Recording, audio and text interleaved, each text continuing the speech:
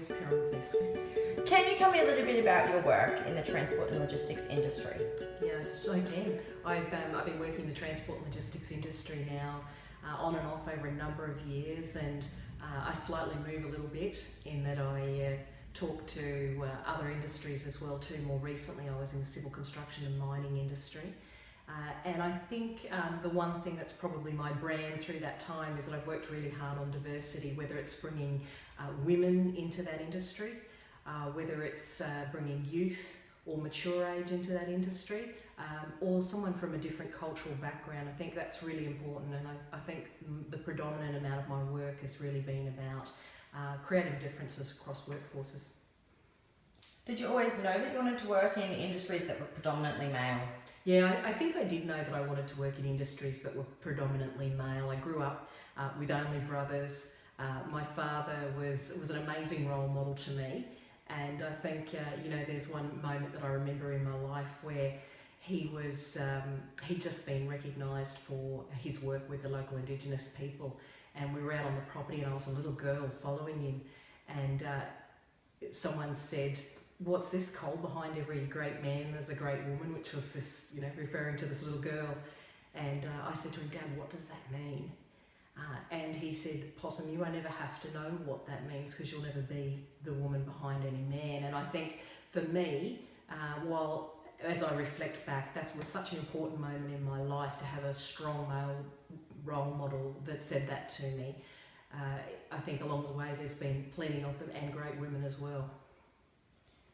So what challenges do you face as a female leader in a predominantly male-driven industry? Well, I think that you've got to really find the balance about working in a predominantly male industry. We aren't there to heckle or to bring huge feministic views to that organisation, but what we're there to do is really to show other people that it can be done. In my recent role, I was the first senior woman in 27 years that had joined an organisation, and it was a really exciting time. And I have to say the men I worked with were tremendous, and I think they really valued the difference, that just having someone that was different to them, whether it be gender or age or background or whatever that is, I think I brought something very different to that company and thoroughly enjoyed it. Do you believe that all women in leadership roles face the same challenges?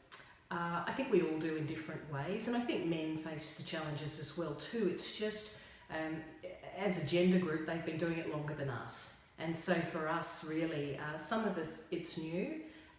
It's certainly exciting. I have a lot of female friends that have made it through the ranks and are really making a difference in tremendous organisations in Australia today. And look, it is a challenge. There are things that are a little bit difficult sometimes, and I think traditionally the caregiving role has fallen to the female gender. And those sort of things can be a little bit difficult, but certainly not impossible. There's a great saying that I've heard, and it says, "We can have it all, but maybe just not all at once." Is emotional intelligence and interpersonal skills more important than traditional qualifications in leadership roles? I think traditional qualifications and a fair dose of emotional intelligence goes a long way. I think, for me, being able to read and understand the people that I'm working with, understand their drivers, know what will make them be the best they can be, particularly as a leader. That's critically important. To understand that your team are not a one-size-fits-all. There's such a range of different styles and types of people, and if you can understand and see that and bring that to it, together with expertise that you've got either on the role or in the university or at your training provider, wherever that comes from. Sometimes it's a mentor, but bringing all of that together as a package is really, I think, what makes a good leader. So how do you come up with new and great ideas every day?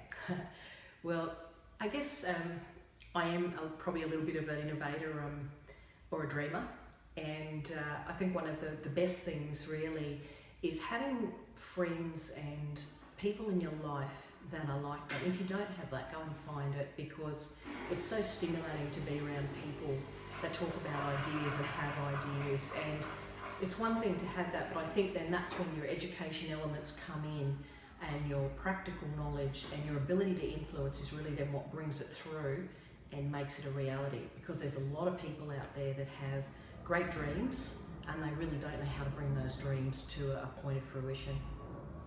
So you've recently decided to undertake a graduate diploma with ASSET. How important do you believe professional development and continuous education is? Well, I'm a bit of a lifelong learner, and I think I promote this with everyone. I worked for a great COO at a previous role, and I knew that my style as a leader was effective. I knew we got results, and I knew that my skills were highly sought out.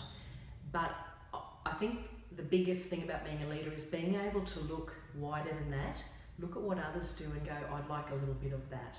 And I think that was working with that COO. He really showed me some incredible strategic approaches to the way that he undertook his role, and it just impressed me so much. He was my inspiration for following through to look at a grad dip in strategic leadership, and I've got to say it's really been a great experience working through that, and the ability of the organisation to work flexibly with someone that's in a big role that may not be in their training rooms. It was a really good experience, and one that I would recommend to anyone. And what are some resources that you would recommend to someone looking to gain insight into becoming a better leader? I think surround yourself with other leaders. Often as a female in a predominantly male world, we are isolated to some degree, isolated by gender. Some women are isolated by location, and it's really about finding other women that are like us and other men that are like us. There are mentors out there, there are coaches, there are people that network together, there are associations, but no matter what you do, don't be afraid to say to someone, could I have coffee with you and could we talk about a thing? Because I think over my career, I've probably had that said to me hundreds of times, and I've said it a number of times to people as well too, and I think you just can't underestimate that ability to sit with someone and take something that's head-to-head savvy and apply it for yourself from someone that's seen and solved it before. What do you think can be done to encourage more women to strive for positions of power in the workplace? I think there's a lot organisations can do. I think one of the most important things is flexible working options. That's not a female issue, that's a human issue. Men and women alike. If you want to attract the top talent, I really think being flexible as an organisation, engaging your people in really good work of high value, and just understanding what makes them drive as unique individuals, that will help them. But for women, it's up to us to take every opportunity and run with it. And really, I think at the end of the day, the opportunities are there for us, and it's really up for us to identify them and really make the most of them. So what advice then can you give young women like myself, passionate about reaching top positions when it comes to their career goals? I think it's just about be a lifelong learner, whether that's in a formal way or whether that's in an informal way. Build your networks that are not just in your business but outside your business is critically important, because it's a big world out there and everyone does everything differently, and it's just great to be able to tap into that knowledge and experience that's wider than where we work. I think also find some role models and develop relationships with them. It doesn't mean that you have to go and formally say, can we be in a mentoring relationship or things like that, but develop relationships with women who have been there and done that, because they're the ones then that can tell you at the end of the day, look, when I faced what you're facing, this is how I addressed that and what I did, and this was the result.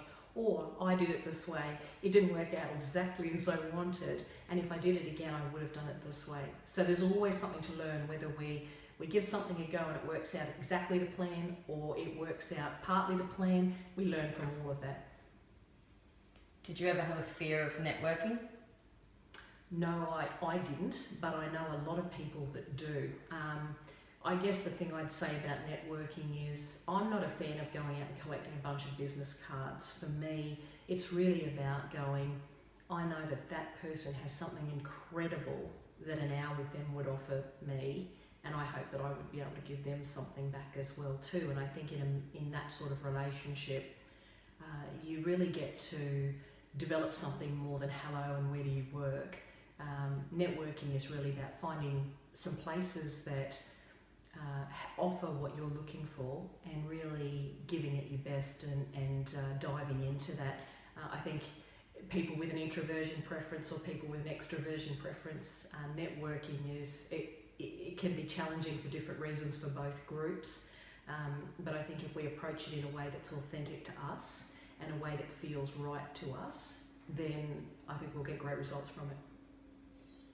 And finally, if there was one thing you could change about the world today, what would it be? I think I would love to see, and I'll talk from my work world specifically, I think the one thing I'd love to see is that organisations really truly could embrace difference, and whether that difference is difference of age, different genders, different beliefs, different backgrounds, different cultures. It's so important to have that difference of thought in a progressive and innovative organisation, and I would love to see that no longer do we talk about diversity and inclusion because it's what we do every day and it's business as usual. I think that would be an incredibly exciting thing. Thanks, Louise. It's been great talking with you today.